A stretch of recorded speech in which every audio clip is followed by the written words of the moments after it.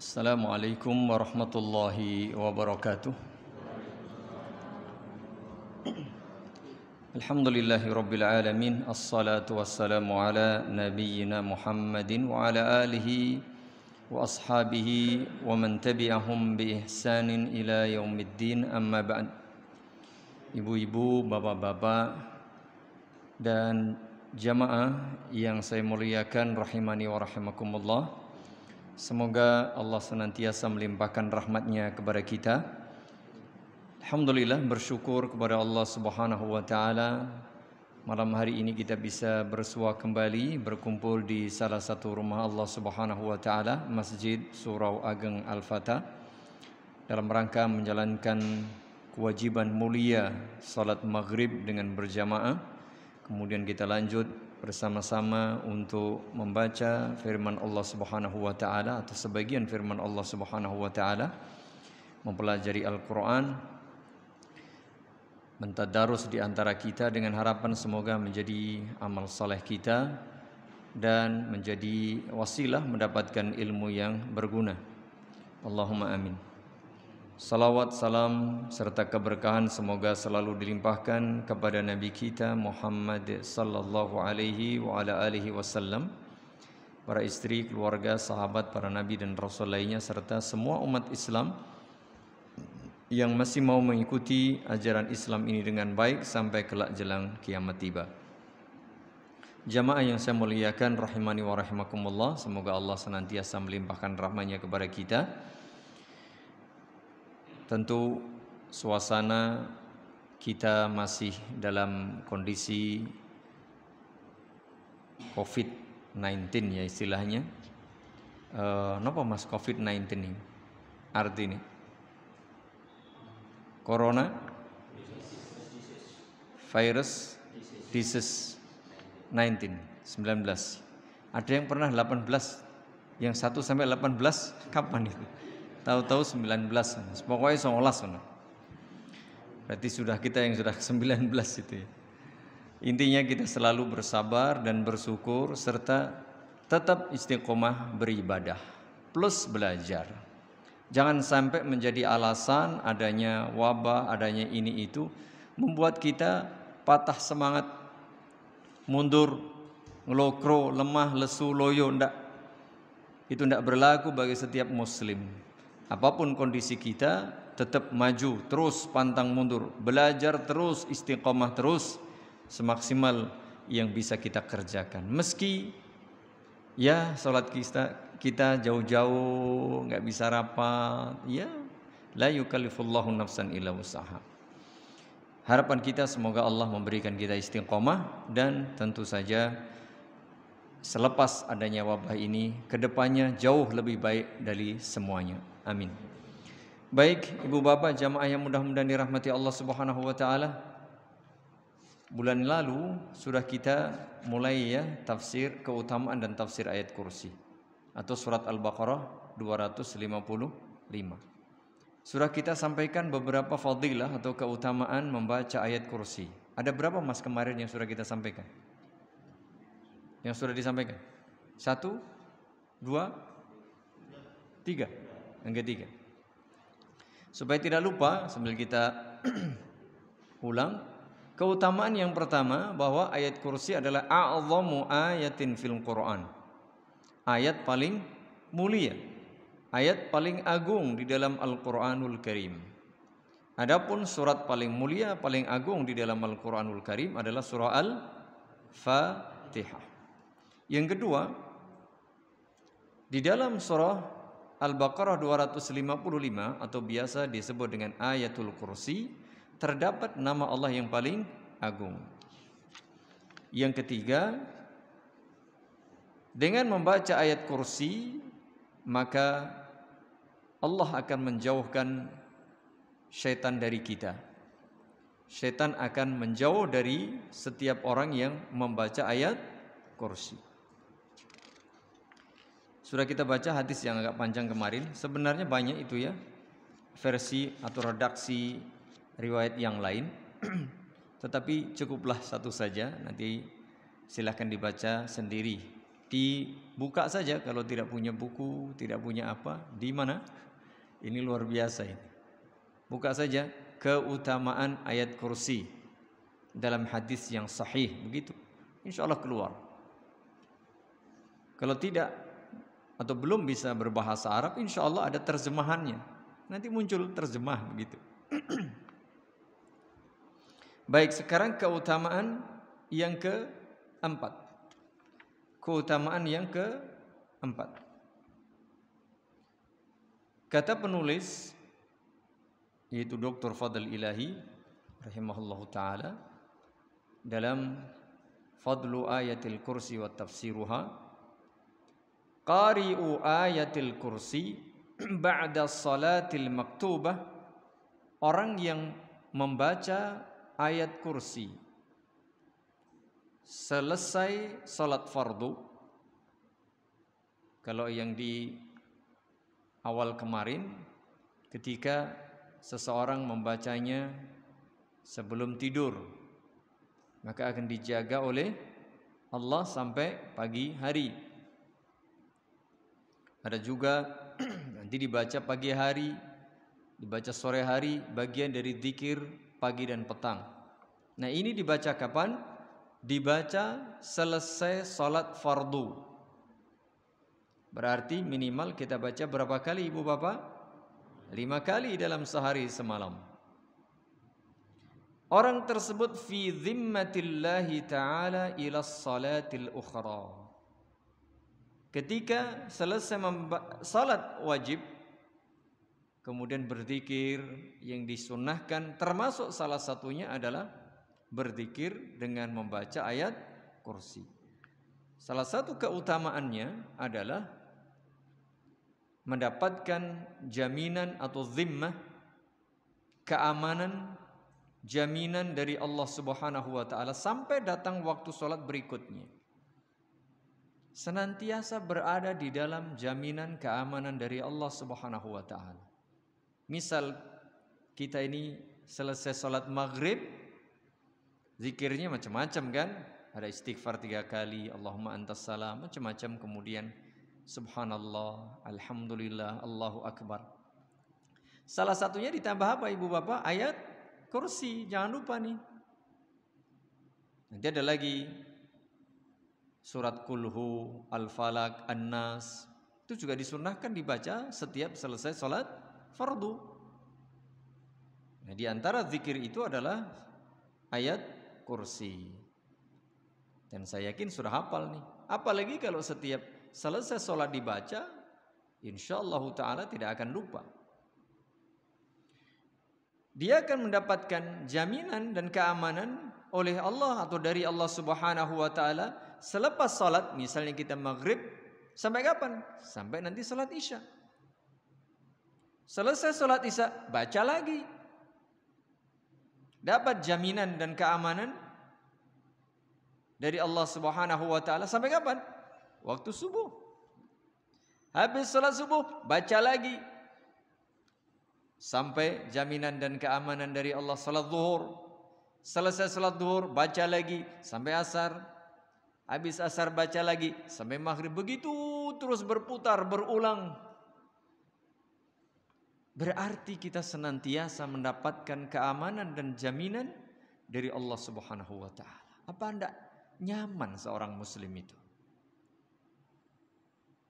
Tentu nanti bukan sekedar membaca, tetapi ada konsekuensi dari isi atau kandungan bacaan ayat kursi ini. Di antaranya apa? Bertauhid kepada Allah Subhanahu wa taala.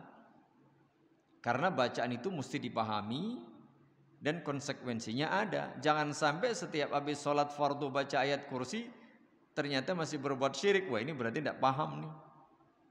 Jaminan itu tentu hilang. Karena salah satu isi utama atau kandungan utama di dalam ayat kursi adalah apa? Tauhid, akidah yang benar. Maka tidak boleh dilanggar. Di dalam sebuah hadis disebutkan, hadis ini diriwayatkan oleh Imam At-Tabarani dari sahabat Al-Hasan bin Ali radhiyallahu anhuma.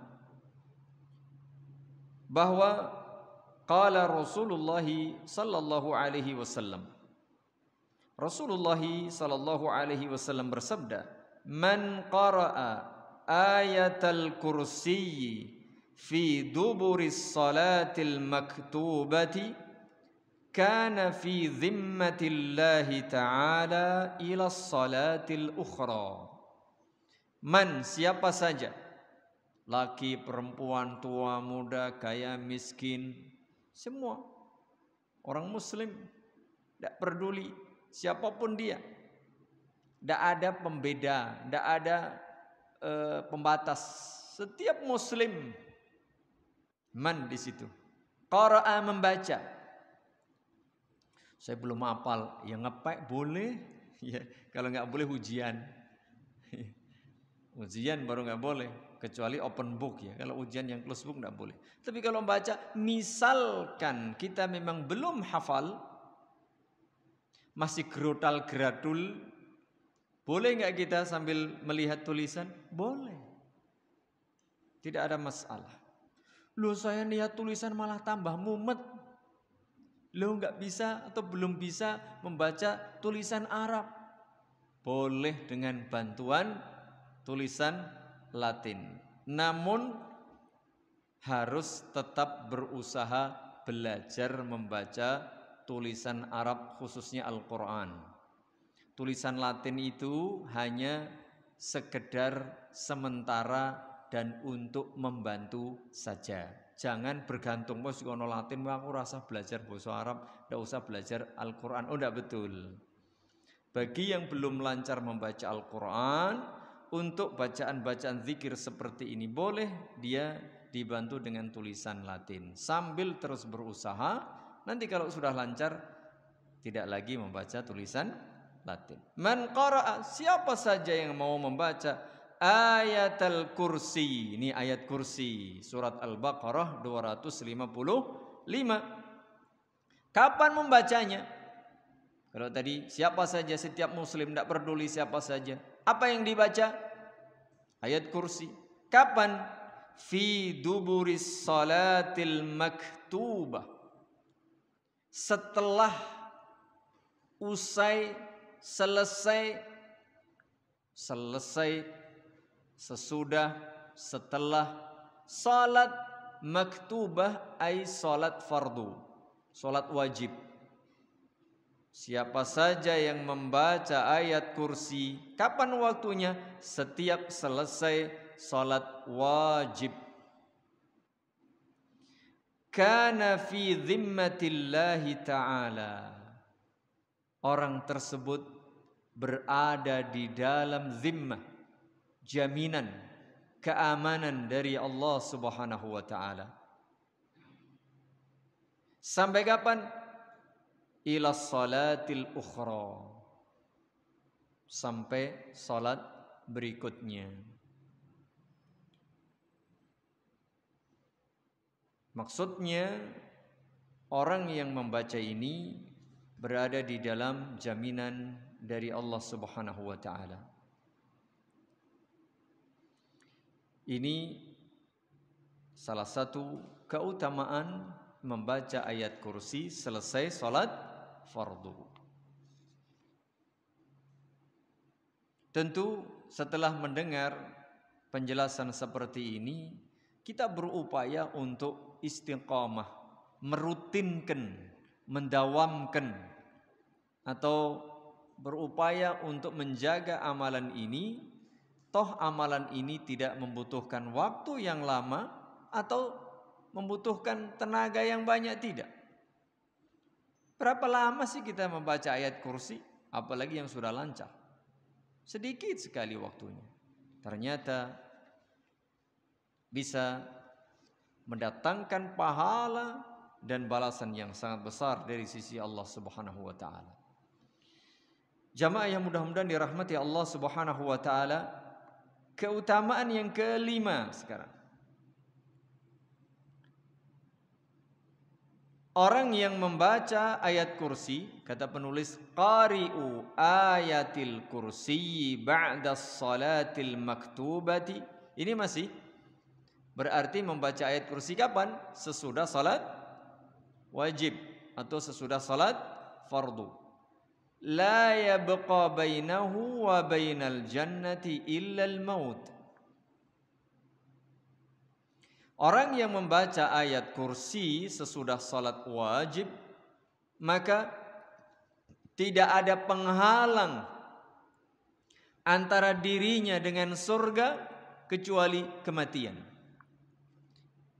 Maknanya bahwa orang yang selalu rutin atau mendawamkan membaca ayat kursi sesudah salat wajib, ada jaminan dia mendapatkan surga. Hanya belum bisa masuk ke dalam surga karena masih hidup di dunia.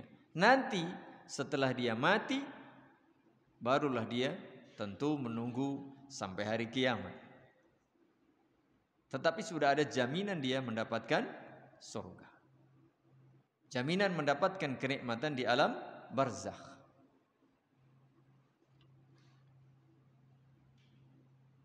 Disebutkan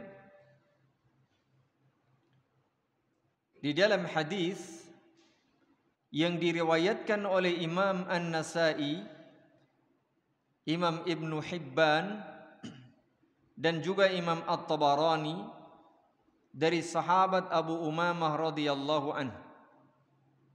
Beliau menyatakan, qala Rasulullah sallallahu alaihi wasallam, bahwa Rasulullah sallallahu alaihi wasallam bersabda, man qara'a ayatal kursi fi duburi kulli salatin maktubatin lam yamna'hu min dukhulil jannati illal maut. Sama ya tadi, sambil kita pelan-pelan ya mengingat, man siapa qara'a membaca ayat al-kursi, kursi fi pada dubur, akhir maksudnya setelah. Dalam bahasa kita ada dubur itu di belakang, artinya di belakang, sesudah maksudnya begitu. Sesudah salatin fi pada dubur, sesudah kuli setiap salatin salat maktubatin fardu wajib. Siapa saja yang mau membaca ayat kursi pada akhir atau setelah selesai salat wajib, lam tidak yamna'hu ada yang menghalangi dirinya min dari dukhuli memasuki al jannati surga illal maut kecuali kematian. Artinya dia belum bisa memasuki surga karena masih ada hidup di dunia. Kelak selepas kematian dan ketika dia sudah sampai pada hari kiamat kelak, maka ada jaminan memasuki surga.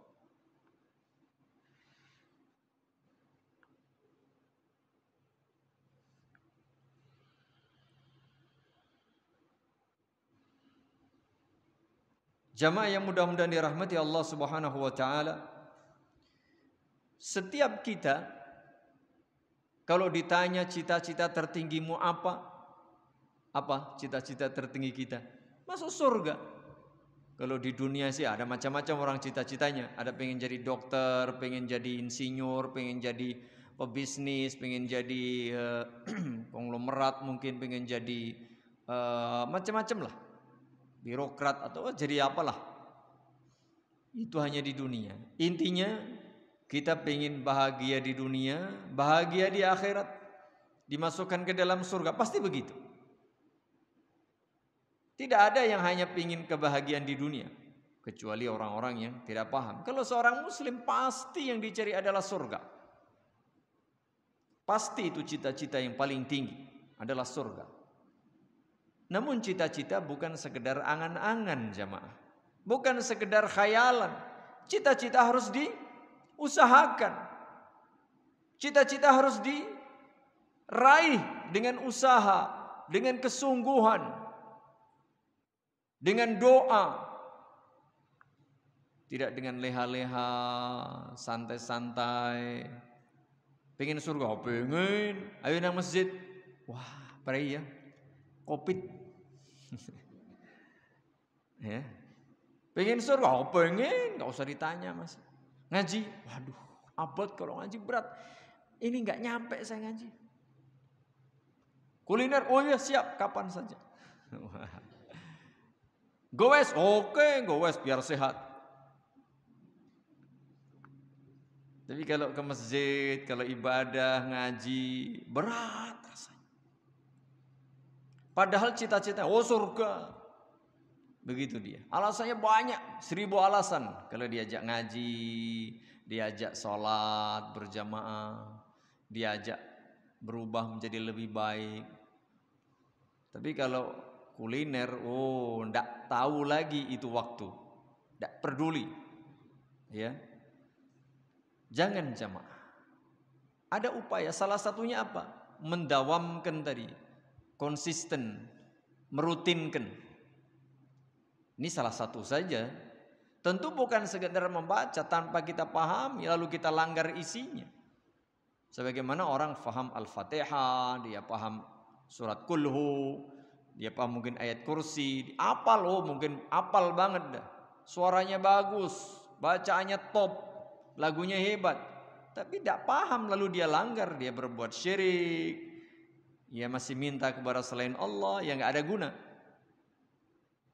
Makanya penting pula untuk dipahami maknanya. Di samping sekedar membaca ternyata luar biasa mendatangkan pahala yang besar. Bahkan jaminan surga sudah disiapkan oleh Allah Subhanahu wa taala. Pentingnya mengaji jamaah. Tahu ilmu. Tahu ilmu diamalkan. Kata penulis, "Wa ma aisara hadzal amal." Alangkah mudahnya amal ibadah ini. Wa ma a'zama jazaa'uh. Namun alangkah besarnya pahala yang disiapkan oleh Allah Subhanahu wa taala. Gini apa nggih? Ayat kursi cuma satu ayat, satu tok lu. Enggak sampai 5 menit boro-boro. 1 menit enggak nyampe kita baca itu. Tetapi pahalanya luar biasa. Hal yakhturu ala qalbi basharin jazaa'un ajallu wa afdalu min hadha?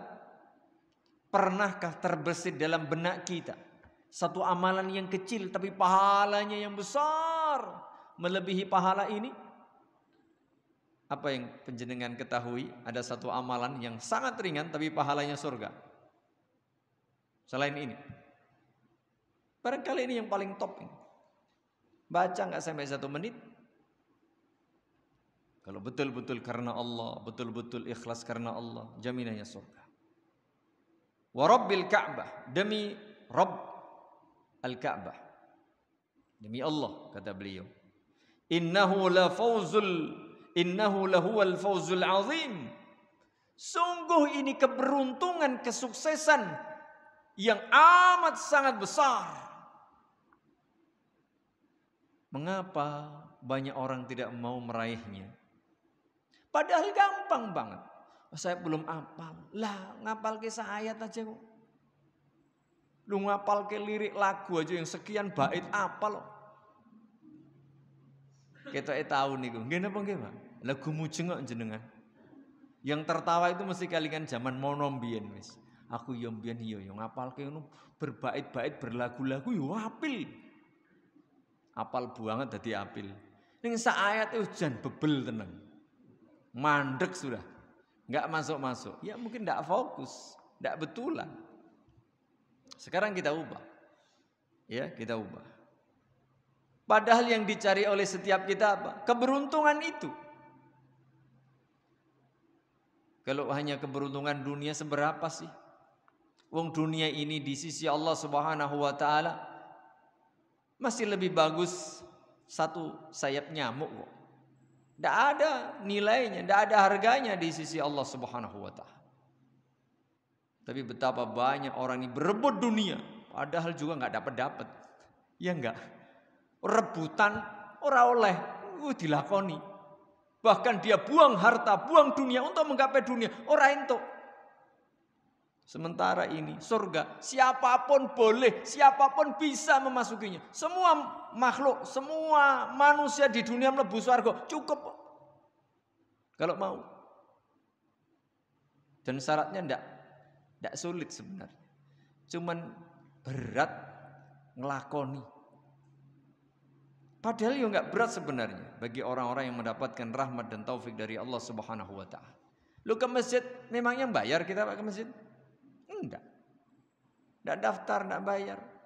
Sholat ya cuma berapa menit. Enggak butuh harta, enggak butuh banyak tenaga, enggak butuh banyak waktu. Sementara yang kulineran itu ya Allah ngantri 2 jam dilakoni. Lho ibu ini mesti kerep ngoten niku. Ayo kok tahu ya. Kok ya pas ya. Ya Allah ya Rabbi. Padahal kita ngeluarin duit banyak, belum tentu juga rasanya cocok dengan harapan kita. Bahkan kadang-kadang kita kecewa. Ngono sik baleni meneh sesuk ini. Wingi kurang mantep, kurang pedes baleni. Sesuk kasinan baleni meneh. Ya Allah ya Rabbi. Itu kalau kulineran. Surga ayat kursi alasannya orang apal. Allah Subhanahu wa taala berfirman, "Faman zuhziha 'anil nari." Oleh karena itu barang siapa yang dijauhkan dari api neraka, wa udkhilal jannata, dimasukkan ke dalam surga, faqad faz, sungguh orang inilah orang yang beruntung. Ibu bapak yang saya muliakan rahimani wa rahimakumullah, hakikat orang yang beruntung itu bukan yang memiliki jabatan, kekuasaan, ketenaran, kemewahan, kekayaan, macam-macam. Bukan itu ibu bapak. Tapi orang yang dijauhkan dari neraka dimasukkan ke dalam surga. Meskipun barangkali di dunia wis ora ono sing kenal. Mungkin dia termasuk orang termiskin di dunia. Mungkin termasuk orang paling lemah, paling terdolimi. Tidak masalah selama dia punya iman, dia punya tauhid, dia berpegang teguh kepada agama Allah Subhanahu wa taala. Mungkin penderitaan sementara di dunia, tetapi dia sesungguhnya akan mendapatkan keberuntungan yang hakiki, dijauhkan dari api neraka dan dimasukkan ke dalam surga. Sebaliknya wal'iyadzu billah, meski di dunia ini semuanya sudah pernah diraih, jabatan, kekuasaan, ketenaran, kekayaan, kemewahan, kesenangan, semuanya pernah dirasakan. Tapi kalau dia tidak beriman ibu bapak, yakin orang yang tidak beriman itu tidak akan pernah merasakan kebahagiaan sedikit pun dalam hatinya. Meskipun melihat, masya Allah ya dia itu orang terkenal, penghasilannya setiap hari miliaran, kemana-mana dia tenar, menjadi istilahnya apa? Cetar membahana. Wis di mana-mana viral wis pokoknya ada berita dia, luar biasa. Tapi sesungguhnya hakikatnya orang ini tidak akan merasakan kebahagiaan. Karena kebahagiaan itu karena dia mendapatkan keimanan dalam hatinya jamaah. Maka ya bersabarlah kita. Ya. Meskipun ada wabah, ada ini, dia terbatas, tetap belajar. Apalagi yang namanya belajar membaca Al-Qur'an. Majtama'a qaumun fi baitin min buyutillah. Jika ada orang-orang yang berkumpul di salah satu rumah Allah, yatluna kitaballah, baca Al-Qur'an. Bukan kumpul-kumpul kemudian malah apa? Nyanyi-nyanyi atau yang lain-lain. Bukan, kumpul di masjid maca Quran. Bukan sekedar baca, wa yatadarasunahu bainahum, dipelajari isinya. Illa nazzalat alaihimus sakinah. Orang yang seperti ini itu istilahnya ngaji. Pengajian-pengajian seperti ini fa insyaallah taala, mudah-mudahan kita berharap ini termasuk majelis ilmu, majelis Al-Qur'an. Harapan kita begitu sehingga akan mendapatkan ketenangan, turun ketenangan di majelis zikir, majelis ilmu, insyaallah taala seperti itu. Illa nazalat alaihimu as-sakinah. Ada sakinah. Kemudian wa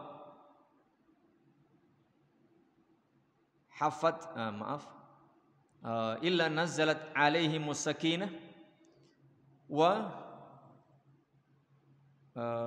kalimatnya jadi lupa saya. Allah memberikan rahmatnya.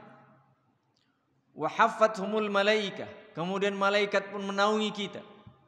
Wa dzakarahumullahu fi man indah, lalu nama-nama kita dibanggakan di majelis Allah Subhanahu wa taala bersama malaikat.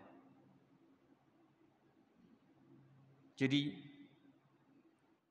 kita membaca Al-Qur'an, kita belajar Al-Qur'an, itu mendatangkan ketenangan.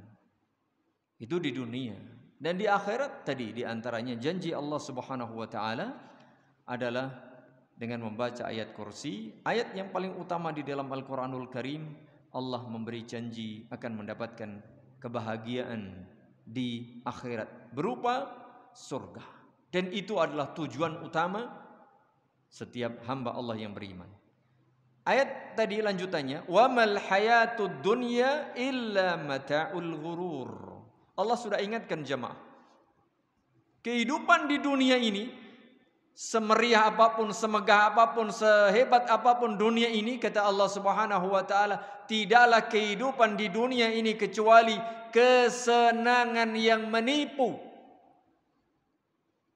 Maka jangan kebablasan. Lho ora oleh senang-senang nang dunia. Oleh, boleh. Pareng kita menikmati hidup di dunia ini boleh, tapi sebatas yang disyariatkan. Jangan berlebihan. Nopo-nopo niku nek kebablasan mboten sae. Nggih napa nggih Bu? Tidak bagus berlebihan. Apa-apa itu kalau berlebihan tidak bagus. Yang bagus itu yang pas.